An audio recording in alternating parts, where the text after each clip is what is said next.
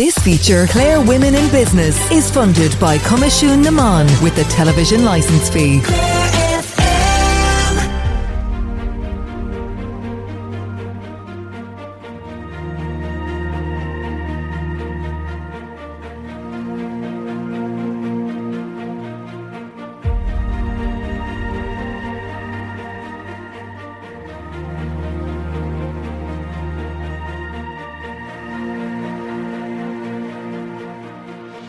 Welcome to this week's episode of Clare Women in Business on Clare FM.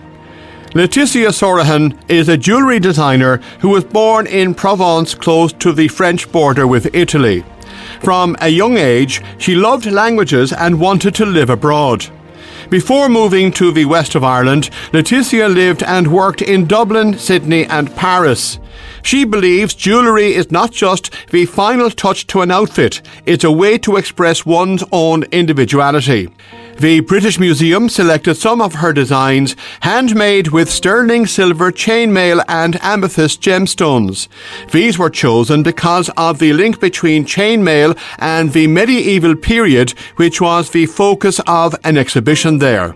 Laetitia is founder of Naiiad Contemporary Designer Jewellery. I always loved fashion, I suppose, fashion jewellery, even from a very young age. I remember bringing back a piece of jewellery, a pair of earrings. If I traveled to a place in France with my parents, I would design things in my head. My mum reminded me of that, actually.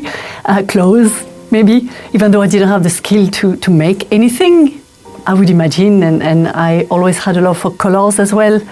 So I didn't apply any of that in my studies. I just followed the regular curriculum until university, where I studied languages, and I did a postgraduate degree in trilingual business. And that took me abroad. So that was the start of me living abroad, really. And I suppose my adventure in Ireland started there. And it's only later, really, I had a number of regular jobs, when I say regular, corporate jobs, in Dublin, in hotels, in various industries. And one day, when living in Dublin, I set up a stall at the Black Rock Market and selling French products from Provence, my native place. And that's where I met a jewellery designer who put the idea in me, who said, why not design your own instead of selling someone else's? And that idea started to really take shape, and I'd say about a year later I moved to Paris to study jewellery. So I did a course there before coming back to Ireland and slowly, very slowly, launching my brand. But you had this love of creativity and colours and design and jewellery from a young age. Yes. Did it ever occur to you then that you might pursue that? So strangely enough, I think my mum is still so creative. She could sew, she paints, she could knit, she redecorates the whole house. So that, I think I really got that from her, that love of craft and colours and design from her. But I think school kind of crushed it for me at the time, because I was so perfectionist. I may not finish a project, for example, handcrafting something, and have a really bad mark, and then I thought, it's not for me. Sadly enough, because it's only years later that I found the confidence again to get going. So it was there all along, but I think crushed very young by the school system. So it is a pity, and I hope that other people or young people may persevere and not take that as a sign that it's not for them. It was a knock to your confidence. Did you find that difficult to deal with? At the time, and I pushed everything aside and I said, it's not for me. And I didn't even think about it until many years later. So I just, brushed it aside. Somebody suggested to you that you create your own jewellery. When they said that to you, you knew that you had a creative mind. Did you say, why didn't I do this years ago? I knew I liked the confidence from a very young age. But I thought, why not? Because I do have a passion for it. I've always had.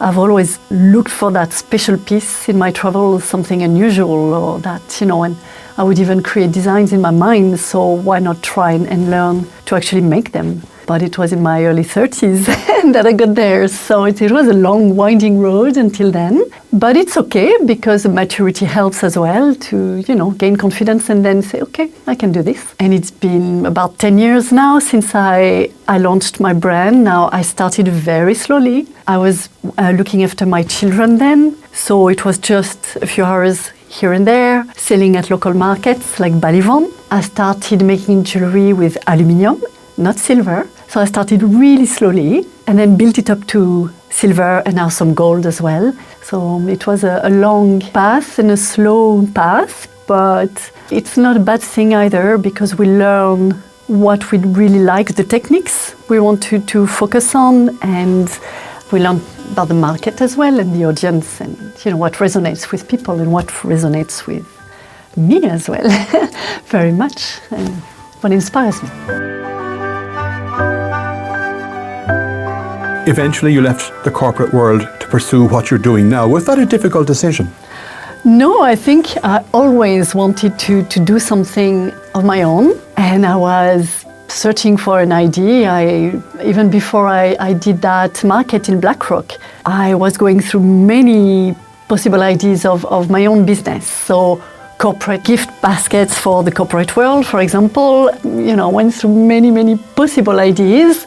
And then I launched the BlackRock Market store, which was a success, but then just broke even. It was not the right place to sell, but a good place to test the water. So the idea was to set up my own shop in Dublin or the south of Dublin. But then my mind was swayed towards jewelry design by that designer. And so I took that road to Paris to do the jewelry school.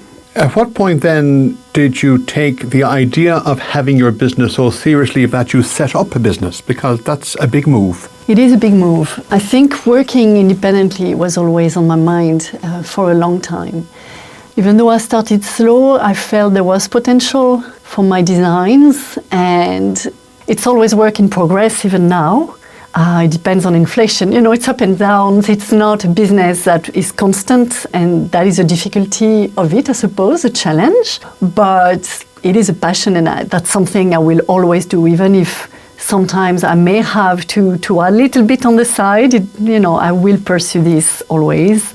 I really believe it is my thing. It's very personal as well. Jewelry design, I pour a lot of my own personal journey and path into it. This is what I want to, I would love to convey to women, the empowering, I suppose, vision that I have behind my brand, and that comes from deep inside. So I will do other things as well. For example, I'm doing classes, I'm launching workshops. I'm starting in February, and I will develop that as well because it is an extension of my passion and something I will enjoy very much. I know that. When you started Naiiad, then would you have sought support from any agencies, or did you go it alone? So I started working with the LEO, County Clare, which is a fantastic organization. And I've had amazing support. Even until now, I still follow courses or have mentorship with them. So I did avail of a few supports like the priming grant,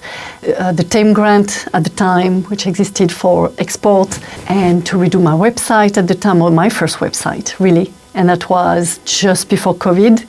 So it was an amazing support, still is. I know that they're there if I need advice, or if I want to book a mentor or avail of any training, they're there. So it has been a huge help for me. You studied languages and business. The languages will always stand to you, but has what you learned in your business course stood to you as well? Has that helped your business?